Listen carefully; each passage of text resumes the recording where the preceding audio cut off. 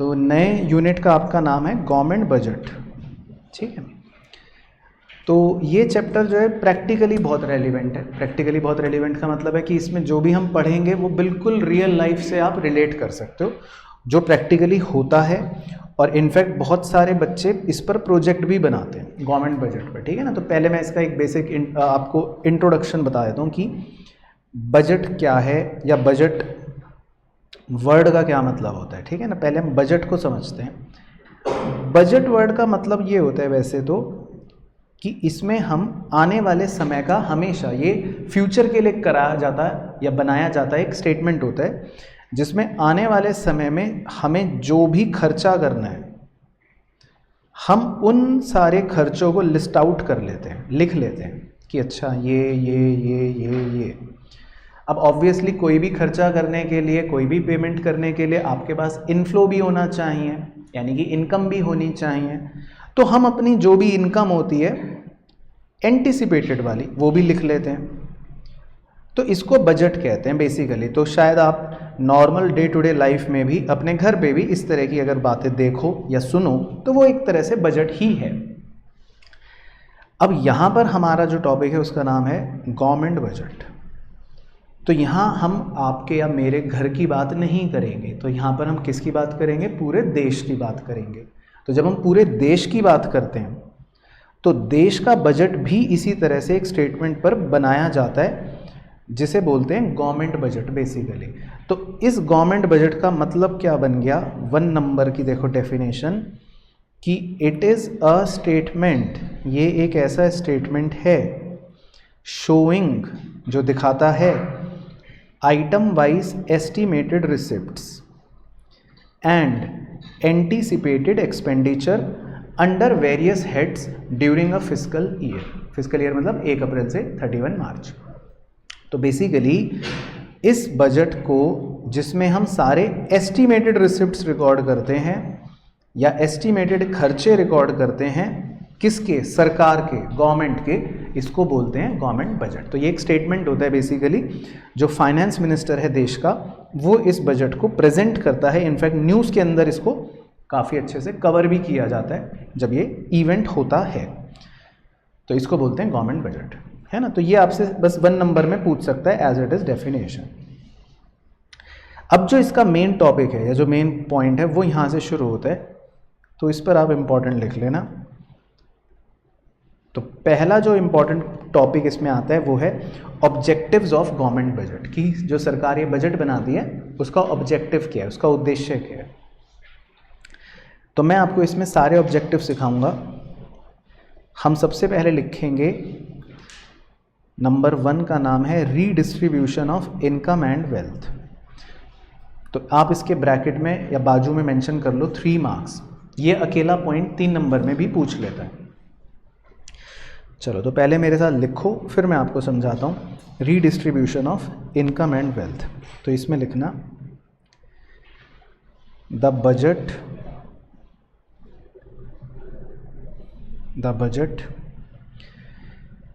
aims to reduce income inequality. The budget aims to reduce income inequality between rich and poor. Full stop.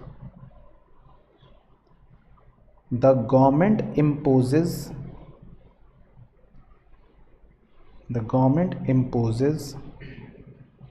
high taxes on rich section of the society and spent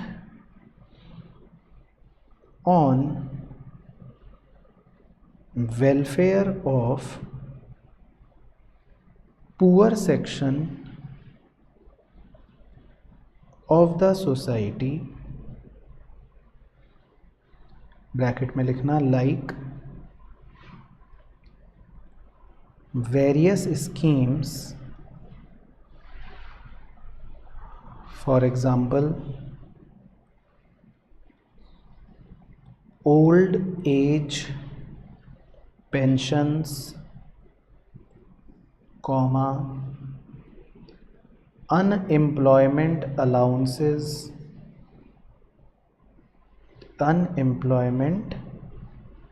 allowances etc. bracket close full stop. Thus the aim is to reduce inequality of income and wealth. Thus the aim is to reduce inequality of income and wealth. ठीक है, इसमें keywords जो हैं वो आप highlight कर लो, बस दो ही वैसे कीवर्ड्स हैं मेनली, तो एक तो रिच एंड पुअर, ठीक है, इसको कर लो, और एक आप कर लो हाई टैक्सेस को, और एक आप कर लो वेरियस स्कीम्स को। ठीक है ना, तो मैं इसका मीनिंग आपको समझा देता हूँ पूरे का। बहुत ही सिंपल मीनिंग है।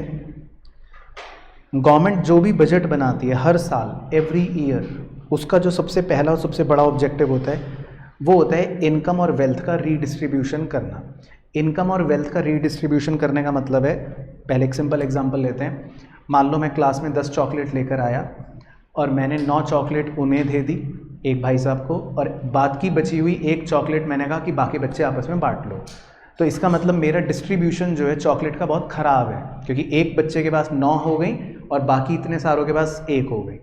तो सरकार जो होती है वो हर बार अपने बजट में इनकम को और वेल्थ को रीडिस्ट्रीब्यूट करने का सोचती है।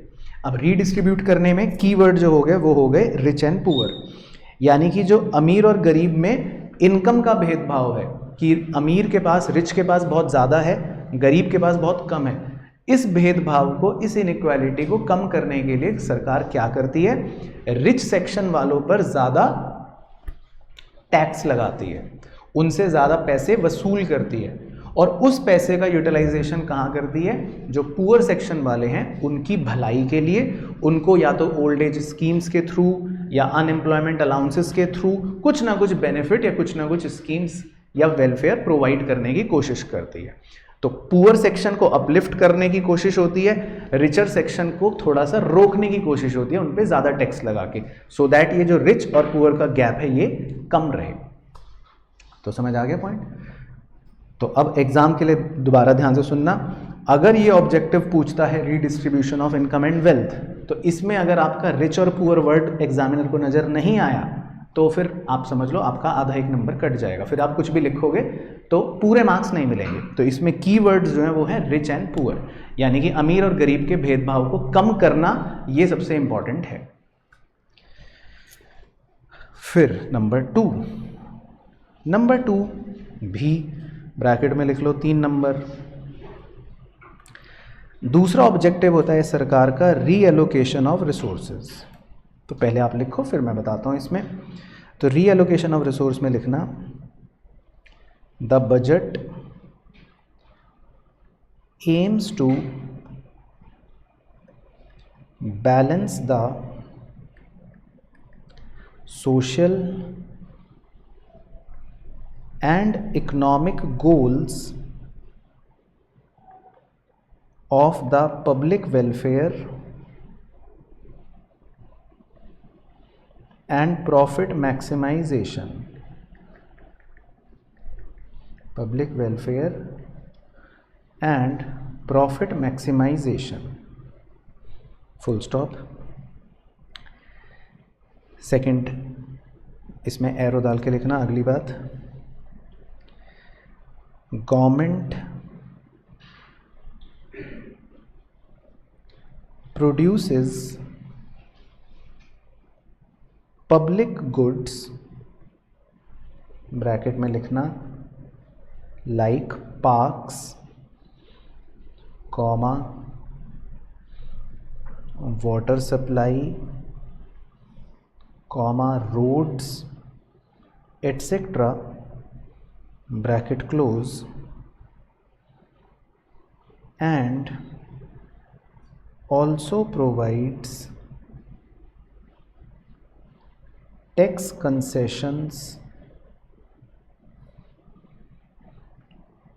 subsidies to encourage investment in particular sector या ऑब्लिक करके particular product, full stop. Example, subsidies for khadi production, subsidies for khadi production and higher taxes on alcohol. बस, subsidies for khadi production and higher taxes on alcohol. तो इसमें पहले आप keywords highlight कर लो. इसमें keywords है जी पब्लिक वेलफेयर और profit maximisation. बाकी सब्सिडीज फॉर खादी और taxes on alcohol.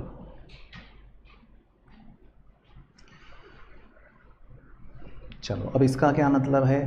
Reallocation of resources. तो ये भी वैसे ऊपर वाले पॉइंट की तरह ही है, लेकिन बस थोड़ा सा नज़रिया बदल लेते हैं. यहाँ पर हम अमीर गरीब नहीं कहते, मतलब यहाँ पे रिच और पुअर वर्ड कहीं नहीं आया. तो रीएलोकेशन ऑफ रिसोर्स का मतलब क्या होता है कि अगर मान लो मेरे पास कोई रिसोर्स है, मेरे पास कोई साधन है, अब वो साधन मैं एक ही जगह पर ज़्यादा लगा दूं और 10 जगह पर मैं ना लगाऊं, तो इसका मतलब वो प्रॉपर तरीका तो नहीं हुआ. तो सरकार अपने बजट के अंदर रिसोर्सेज को रीएलोकेट करने का सोचती है. रीएलोकेट करने का मतलब है सरकार के 2 ऑब्जेक्टिव्स होते हैं कि हम समाज की भलाई करें, नंबर 1, या हम अपने प्रॉफिट के बारे में सोचें, नंबर 2. तो सरकार को दोनों ही चीज़ों के बीच में एक तालमेल बिठाना पड़ता है, यानी कि सरकार को दोनों ही ऑब्जेक्टिव्स के बीच में एक बैलेंस बनाना पड़ता है. अगर सरकार सोचे कि चलो हम प्रॉफिट नहीं कमाएंगे, हम सिर्फ लोगों की भलाई करेंगे, हम सिर्फ सड़कें बनाते रहते हैं, पार्क बनाते रहते हैं, बच्चों का स्कूल बनाते रहते हैं, हॉस्पिटल बनाते रहते हैं, तो क्या काम हो जाएगा आपके हिसाब से? नहीं, क्योंकि पैसा भी तो कमाना है. और सरकार अगर सोचे कि चलो हम खाली प्रॉफिट ही कमाते रहेंगे, होटल्स बना देते हैं, टूरिस्ट स्पॉट बना देते हैं, सिर्फ प्रॉफिट कमाने पर ध्यान लगाते हैं, तो भी फिर काम नहीं हो पाएगा. तो सरकार को अपने दोनों बैलेंस ऑब्जेक्टिव्स को बैलेंस करना पड़ता है. पहला ऑब्जेक्टिव है सोशल वेलफेयर और दूसरा ऑब्जेक्टिव है प्रॉफिट मैक्सिमाइजेशन. अब इसके लिए सरकार के कुछ हथकंडे आपको बता रखे हैं कि सरकार क्या करती है. तो देखो, इसमें एक टर्म आ रहा है, वो भी समझा देता हूँ, पब्लिक गुड्स का. पब्लिक गुड्स पता है किसे कहते हैं? पब्लिक गुड्स, पहले आप बताओ पब्लिक गुड्स का मतलब. पब्लिक गुड्स जो होते हैं उसका नेचर ये होता है कि वो एक तरह से फ्री गुड्स होते हैं जो आम जनता के लिए, मतलब पब्लिक के लिए सरकार की तरफ से प्रोवाइड किए जाते हैं पब्लिक वेलफेयर के ऑब्जेक्टिव के साथ. तो जैसे सरकार ने पार्क बनाया, तो अब पार्क में जाने के लिए आपको कोई ऐसा नहीं है कि कोई पेमेंट करनी है. अब आप कह सकते हो सर कुछ पार्क में तो करनी पड़ती है, वो एक अलग चीज़ है, लेकिन नॉर्मली आप पार्क जाते हो तो वहाँ पर सरकार की तरफ से आपको एक फ्री सुविधा है कि आप अच्छी हवा खाओ, अच्छा ऑक्सीजन लो, तो वो एक पब्लिक गुड है. वाटर सप्लाई, पीने का पानी, इसको बेसिक नेसेसिटी मानते हैं कि भाई सरकार की ये ड्यूटी है कि सरकार पीने का पानी लोगों को प्रोवाइड करेगी, पब्लिक गुड है. सड़कें, तो इन चीज़ों को पब्लिक गुड माना जाता है क्योंकि इस पर आम जनता का अधिकार है, पब्लिक का अधिकार है, किसी एक आदमी का अधिकार नहीं है. अब इसी तरह सरकार क्या करती है, सरकार कुछ टैक्स कंसेशंस देती है. टैक्स कंसेशन का मतलब समझते हो आप क्या होता है? मतलब छूट देती है. सब्सिडी तो नहीं बोल सकते आप, टैक्स कंसेशन एक अलग चीज़ होती है, सब्सिडी एक अलग चीज़ होती है. मैं दोनों का डिफरेंस समझा देता हूँ. मान लो मैंने एक प्रोडक्ट बनाया और सरकार आके मेरी जेब में 10 रुपये डाल दे, तो वो होती है सब्सिडी. लेकिन मान लो मैंने एक प्रोडक्ट बनाया और उसको बेचने पर मुझे 20 रुपये टैक्स देना है, पर सरकार कह रही है एक काम करो गुप्ता जी, आप 20 रुपये टैक्स मत दो, खाली 5 रुपये दे दो, तो वो क्या है? Tax concession. तो दोनों में थोड़ा सा अंतर हो गया। तो टैक्स कंसेशन सरकार देती है या सब्सिडी देती है सरकार, ताकि वो एनकरेज करे किसी पर्टिकुलर सेक्टर में इन्वेस्टमेंट। जैसे इसका मैं एग्जांपल देता हूँ, जैसे कुछ पिछड़े हुए इलाके होते हैं, यानी कि कुछ रीजन्स ऐसे होते हैं जो अभी भी डेवलप नहीं हुए। जैसे हिमाचल प्रदेश के पास के अंदर मतलब एक जगह है, आपने शायद नाम ना सुना हो, बद्दी, नहीं सुना होगा, सुना है? नहीं सुना ना? तो ये एक बैकवर्ड एरिया है, फॉर एग्जांपल बद्दी। तो सरकार ये बोलती है कि आप जाकर अपनी इंडस्ट्री बद्दी में लगाओ, वहाँ पर एक नया प्लांट सेटअप करो, तो हम आपसे 5 साल तक टैक्स नहीं लेंगे, टैक्स का कंसेशन, आपको हम सब्सिडी भी दे देंगे ताकि वहाँ पर रोजगार आएगा, आप इंडस्ट्री लगाओगे तो किसी भी पर्टिकुलर सेक्टर में या किसी पर्टिकुलर प्रोडक्ट को एनकरेज करने के लिए सरकार क्या देती है? टैक्स कंसेशंस या सब्सिडीज देती है। और एक और सरकार का रिवर्स तरीका भी है, अगर आप गलत प्रोडक्ट्स इस्तेमाल करते हो, गलत का मतलब है जो सरकार के पब्लिक वेलफेयर के पॉलिसी के अगेंस्ट जा रहा है, जैसे अल्कोहल, तो सरकार फिर ऐसे प्रोडक्ट्स पर क्या लगाती है? ज़्यादा टैक्स लगाती है, क्योंकि सरकार को पता है कि ये चीज़ आपको खरीदनी है तो खरीदोगे ही, और इससे सरकार अच्छा रेवेन्यू अर्न भी कर सकती है, तो उस पर वो ज़्यादा टैक्स लगा लेती है। तो टैक्सेस ज़्यादा लगाने से सरकार का देखो कौन सा ऑब्जेक्टिव पूरा हो गया? प्रॉफिट मैक्सिमाइजेशन का। और सब्सिडीज देने से, टैक्स कंसेशन देने से, लोगों को पार्क या सड़कें प्रोवाइड करने से कौन सा ऑब्जेक्टिव पूरा हो गया? Public welfare. तो सरकार जो है वो दोनों के बीच में एक बैलेंस बनाकर चलती है। सरकार अपने प्रॉफिट के बारे में भी सोचती है और पब्लिक के वेलफेयर के बारे में भी सोचती है। तो मतलब इस पूरे पॉइंट को हम बोलते हैं रीएलोकेशन ऑफ रिसोर्स। तो समझ आ गया? तो इसमें आप रिच और पुअर कहीं पर मत लाना, तो फिर गड़बड़ हो जाएगी। तो अब देखो दोनों में डिफरेंस। अगर ऑब्जेक्टिव आपसे पूछेगा redistribution of income and wealth या इनइक्वालिटी, तो उसमें आपका कीवर्ड है रिच और पुअर। लेकिन अगर वो पूछेगा रीएलोकेशन ऑफ रिसोर्स, तो वहां पे रिच पुअर नहीं है, वहां पे आपको सरकार के ऑब्जेक्टिव्स पर फोकस करना है कि प्रॉफिट मैक्सिमाइजेशन या सोशल वेलफेयर। तो क्लियर हो गए दो? चलो उसके बाद है जी नंबर 3। नंबर 3 ऑब्जेक्टिव भी अकेला 3 नंबर का है, इकोनॉमिक स्टेबिलिटी। तो इसमें पहले लिखो फिर मैं आपको समझाता हूँ। तो इसमें लिखना, the government promotes economic stability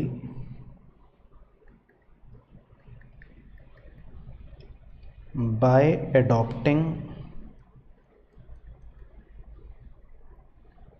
surplus budget policy during inflation,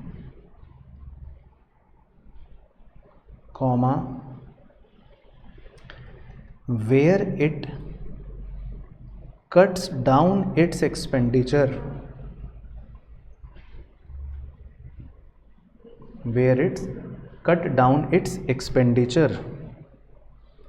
and increase taxes, full stop. Similarly,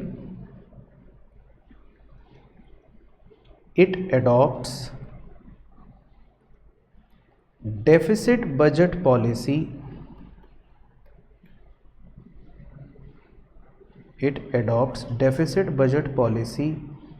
during deflation, where it increases its expenditure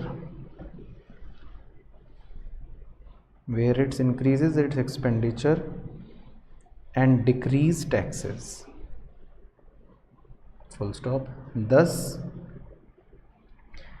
it plays a major role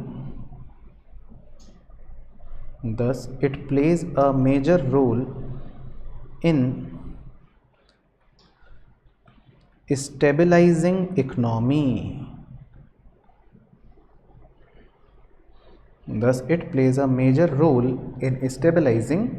economy.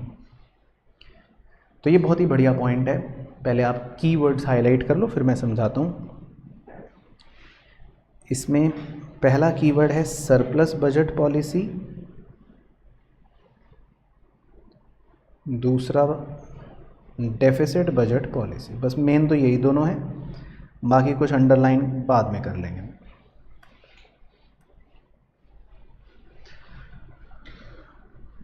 ठीक है ना। तो ये बढ़िया पॉइंट है, ये मैं आपको समझाता हूँ। तो पहले आप लिखो और इन दोनों को हाईलाइट कर लो। तो इकोनॉमिक स्टेबिलिटी का मतलब होता है कि संतुलन। आओ ये देखो अब ध्यान से। तो अब देखो स्टेबिलिटी और इकोनॉमिक स्टेबिलिटी आपने इसके बारे में पुराने चैप्टर में पढ़ रखा है। तो पहले मैं स्टेबिलिटी की बात बता देता हूँ। इकोनॉमिक स्टेबिलिटी कब होती है? तो आपको कीन्स वाला चैप्टर याद तो नहीं होगा, याद है? तो कीन्स बाबू ने कहा था कि स्टेबिलिटी तब होती है जिसको आप इक्विलिब्रियम कहते हो, जब AD और AS बराबर है, तो मतलब ठीक है, स्टेबल है। अब मान लेते हैं इकोनॉमी में इनस्टेबिलिटी है, तो इनस्टेबिलिटी का मतलब क्या? या तो ज़्यादा होगी या कम होगी। तो अब देखो, आपको पुराने चैप्टर से भी लिंक करवाता हूँ और आपको याद आना चाहिए, बाकी तो आपकी बुद्धि मुझे नहीं पता। जब AD ज़्यादा होता था AS से तो हम कहते थे एक्सेस डिमांड, और जब AD छोटा होता था AS से तो हम कहते थे डेफिशिएंट डिमांड।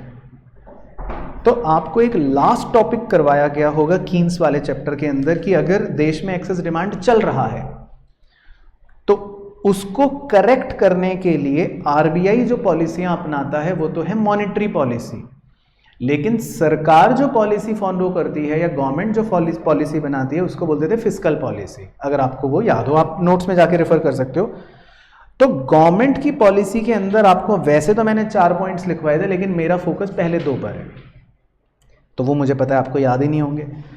एक्सेस डिमांड के केस में लिखवाया था कि सरकार अपना जो टैक्स वगैरह होती है लोगों से वो बढ़ा देती है, और सरकार अपने जो एक्सपेंडिचर होती है वो कम कर देती है। ये आपको लिखवाया था एक्सेस डिमांड को करेक्ट करने के लिए।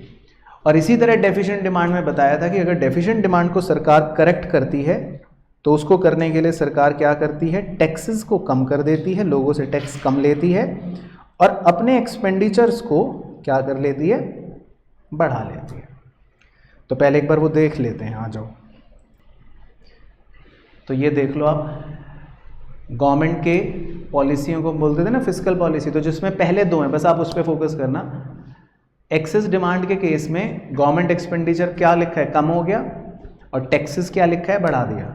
इसी तरह डेफिशिएंट डिमांड में आपको उल्टा लिखवाया था। तो ये हमने करा था लास्ट। तो यही रेफरेंस हम यहाँ पर यूज कर रहे हैं कि इन दोनों पॉइंट्स को, कि सरकार जो होती है वो एक्सेस डिमांड के टाइम पर भी, बस आप इतना सोच लो कि सरकार एक्सेस डिमांड के टाइम पर भी कुछ एक्शन ले रही है और डेफिसिट डिमांड के टाइम पर भी कुछ एक्शन ले रही है। तो ये सरकार का ऑब्जेक्टिव है, उसके बजट का ऑब्जेक्टिव है कि अगर देश में इनस्टेबिलिटी है तो सरकार कोई ना कोई स्टेप्स उठाएगी, है ना। तो ये जो बातें हैं लिखी कि सरकार एक्सेस डिमांड में क्या करती है, डेफिशिएंट डिमांड में क्या करती है, इसी को बस आगे चैप्टर में पढ़ेंगे, अभी तो खैर आपको समझ नहीं आएगा। इस पहली पॉलिसी को कह देते हैं सरप्लस बजट पॉलिसी। कौन सा बजट पॉलिसी? बोलो अपने मुंह से।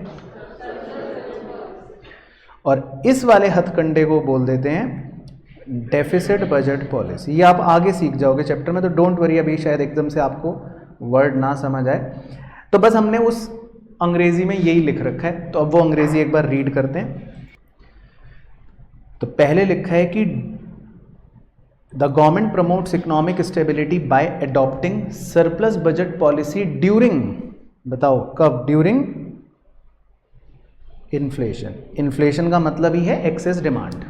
तो एक्सेस डिमांड के टाइम पर सरकार कौन सी पॉलिसी फॉलो करती है? Surplus budget policy. और उसके आगे देखो लिखा भी है, हालांकि आप भूल गए होंगे, वेयर क्या लिखा है देखो, it cuts down it's expenditure, ये अपने एक्सपेंडिचर कम करती है, एंड इंक्रीज टैक्सेस, और टैक्सेस को बढ़ा देती है।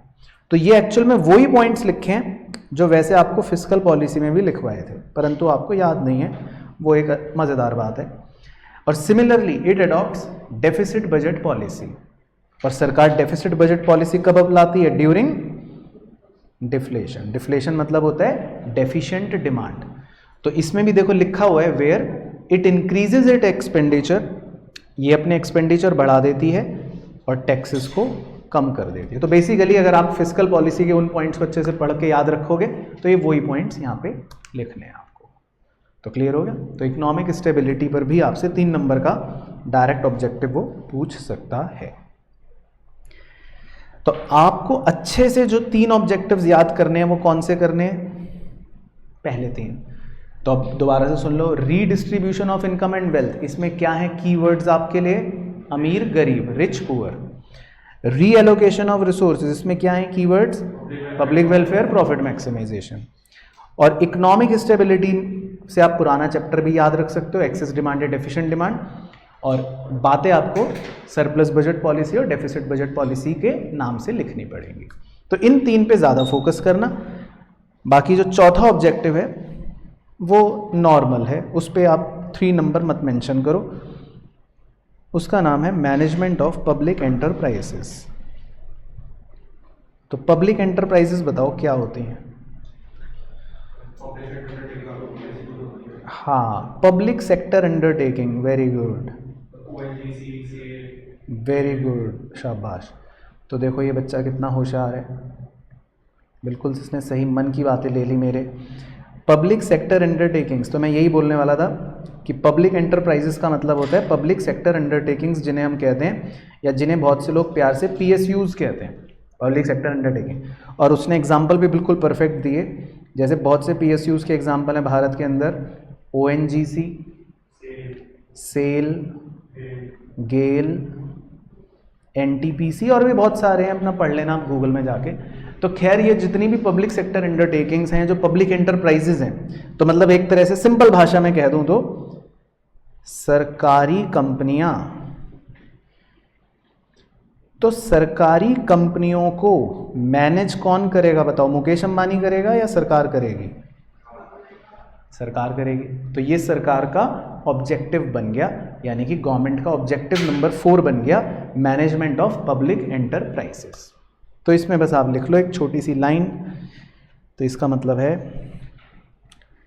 The government establishes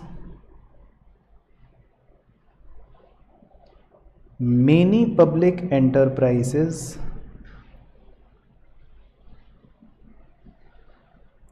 full stop. Budget is prepared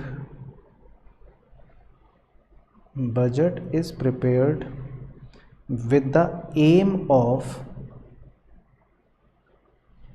making various provisions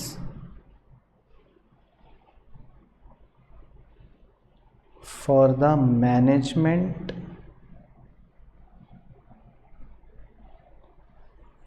of these enterprises, है ना। बस सिंपल पॉइंट है कि भाई सरकार की बहुत सारी पब्लिक एंटरप्राइजेज हैं और बजट में सरकार ये बनाती है, एम रखती है कि हमें इन एंटरप्राइजेज को मैनेज करना है, तो उसके लिए बहुत सारे वेरियस प्रोविजंस बनाती है। वेरियस प्रोविजंस का मतलब है बहुत सारे नियम, कायदे, कानून वो बनाती है। तो सरकार को पब्लिक एंटरप्राइजेस को मैनेज करना है, ये भी उसका एक मतलब आप कह सकते हो ऑब्जेक्टिव बन गया। और उसके बाद जो 5वां ऑब्जेक्टिव है उसमें आपको कुछ भी नहीं लिखने की ज़रूरत, वो सेल्फ एक्सप्लेनेटरी है। उसका नाम है टू रिड्यूस। तो ये सरकार का, वैसे हर बजट में सरकार का ये नारा होता है। क्या नारा होता है? हम गरीबी कम करेंगे, हम बेरोज़गारी कम करेंगे और हम क्षेत्रीय भेदभाव को कम करेंगे। तो ये 3 मतलब जेनरिक ऑब्जेक्टिव्स हो गए। क्या क्या? गरीबी कम करेंगे, बेरोज़गारी कम करेंगे और क्षेत्रीय भेदभाव को कम करेंगे। क्षेत्रीय भेदभाव क्या होता है जी? कि पता चला नोएडा तो इतना डेवलप हो गया कि ये तो बिल्कुल दुबई बना दिया, और दूसरा कोई शहर ऐसा है जो बेचारा मतलब कुछ हुआ ही नहीं, वहाँ पे ज़ीरो। तो इसका मतलब दो क्षेत्रों में भेदभाव हो गया, तो क्षेत्रीय भेदभाव कम करेंगे, हर रीजन को डेवलप करेंगे, ये मतलब हो गया। तो रीजनल डिस्पैरिटी कम करेंगे, बेरोजगारी कम करेंगे और पॉवर्टी कम करेंगे। तो ये एक मतलब जेनरिक पॉइंट आप लिख सकते हो। तो अब पहले इतना सुनना ध्यान से। तो या तो आपसे सीधा क्वेश्चन आएगा बड़ा, वेरी लार्ज, मतलब वेरी लार्ज तो नहीं, लार्ज क्वेश्चन, तो वो मान लो 4 या 6 नंबर का हुआ, तो उसमें तो वो आपसे डायरेक्ट पूछेगा कि ऑब्जेक्टिव्स बताओ गवर्नमेंट बजट के, एक्सप्लेन करो। तो आप कौन से करोगे? नहीं, सारे तो नहीं करोगे, पहले 3 कर देना, ठीक है, पहले 3 कर देना, क्योंकि 4 नंबर में तो 3 लिख दोगे बड़े बड़े तो भी काफ़ी है, और 6 नंबर में भी 3 लिख दोगे बड़े बड़े, और बाकी इन दोनों को ऐसे चिपका देना, 6 नंबर का होगा तो चल जाएगा। बाकी वो आपसे छोटे क्वेश्चनों में कोई भी स्पेसिफिक एक पूछ सकता है कि ये बताओ, वो बताओ, वो बताओ। अच्छा, लेकिन क्योंकि एग्जामिनर को तो पता चल गया कि बच्चा ये तो बातें रट के आता है घर से, तो अब वो क्वेश्चन कैसे पूछेगा वो उस ध्यान से सुनना। वो आपको इस पर एक कहानी सुनाएगा, मतलब केस देगा। तो अब इसीलिए वो कीवर्ड्स इंपॉर्टेंट है। अगर कहानी में आपको अमीर गरीब नजर आया तो वो पूछेगा कि बताओ, आइडेंटिफाई करो कौन सा ऑब्जेक्टिव है और एक्सप्लेन करो। तो अमीर गरीब देख के कौन सा होगा? रीडिस्ट्रीब्यूशन वाला, मतलब इनइक्वालिटी कम करने वाला। वो कहानी सुनाएगा जिसमें आपको लगेगा कि पब्लिक वेलफेयर और प्रॉफिट को कह रहा है या टच कर रहा है, तो वो कौन सा हो जाएगा? रीएलोकेशन वाला। जब उसने अगर inflation, deflation, excess demand, deficient demand को टच कर लिया तो वो हो जाएगा इकोनॉमिक स्टेबिलिटी वाला। तो आपसे इन 3 में ही पूछेगा वो। पीएसयू वाला पूछने की उसकी हिम्मत नहीं है, और 5वां वो पूछेगा नहीं, मतलब केस में नहीं पूछेगा। तो केस में वो आपसे ऊपर के 3 ही पूछेगा। तो समझ आ गया पूरा? चलो अब अगले पेज पर आना है। तो अगले पेज पे वैसे तो हेडिंग कुछ दली हुई है, वो छोड़कर आप लेफ्ट पेज पर आ जाओ। तो अगले पेज को टर्न करते ही लेफ्ट पेज पर आ जाओ। तो लेफ्ट वाले पेज पर आप हेडिंग डालना कंपोनेंट्स या ऑब्लिक स्ट्रक्चर। हाँ, ऑफ गवर्नमेंट बजट। तो बहुत ही छोटा सा, ये तो टॉपिक नहीं है, तो मैं मतलब ऐसी मस्ती कर रहा हूँ, फन एक्टिविटीज़ है ये। तो गवर्नमेंट बजट का स्ट्रक्चर या कंपोनेंट्स क्या है, मतलब ये एक छोटा सा टॉपिक नहीं कहना है इसको। टॉपिक कहेंगे तो ये बुरा मान जाएगा। आप इसको कहो ये तो हम कुछ मस्ती कर रहे हैं। तो सरकार जो बजट बनाती है उसका स्ट्रक्चर कैसा होता है, उसका कंपोनेंट कैसे होते हैं। तो आप इसमें 2 बाइफर्केशन करो। तो सरकार अपने बजट के 2 हिस्से करती है। पहले हिस्से का नाम है कैपिटल बजट। कैपिटल बजट, तो कैपिटल बजट का मतलब हो गया मोटा, और दूसरे हिस्से का नाम है रेवेन्यू बजट। तो रेवेन्यू बजट का नाम हो गया, मतलब हो गया छोटा। तो मोटा और छोटा। तो गवर्नमेंट अपने बजट के 2 हिस्से करती है, कैपिटल बजट और रेवेन्यू बजट।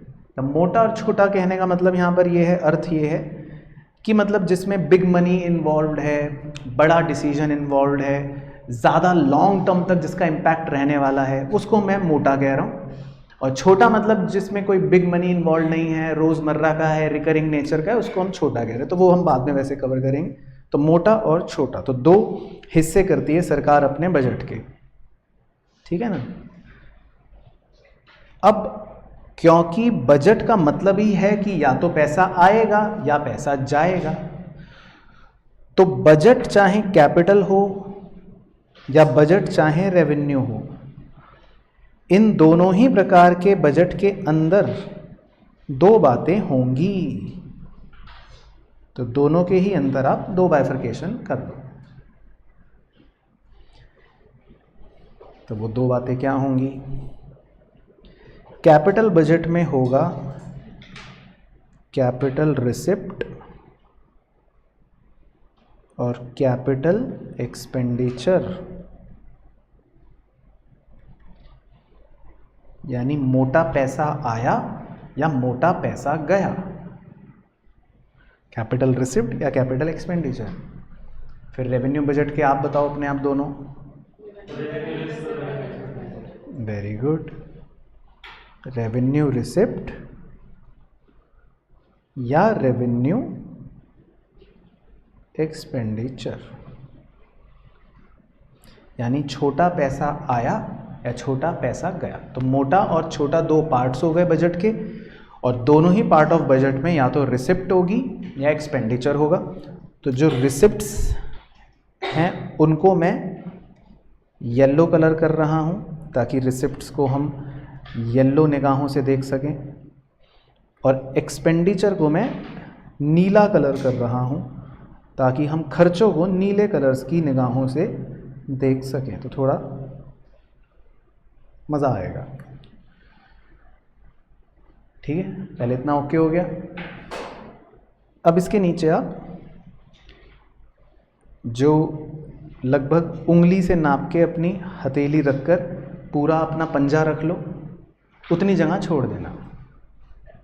पंजा मतलब ऐसे नहीं रखना है, ऐसे रखना है हॉरिजॉन्टल नहीं, पेज में 2 लाइन नीचे छोड़ के रखनी है। नीचे 2 लाइन की जगह होनी चाहिए, 2 सितारे लगाने पेज के नीचे। तो मतलब बस उतनी जगह छोड़ के लास्ट में बस 2 लाइनें लिखनी है। तो पहले ओरली सुन लेता हूँ, फिर आप से पूछ लेंगे। अगर मैं दोनों पीले वालों को जोड़ दूं तो आपको बताना है कि उसे क्या कहेंगे।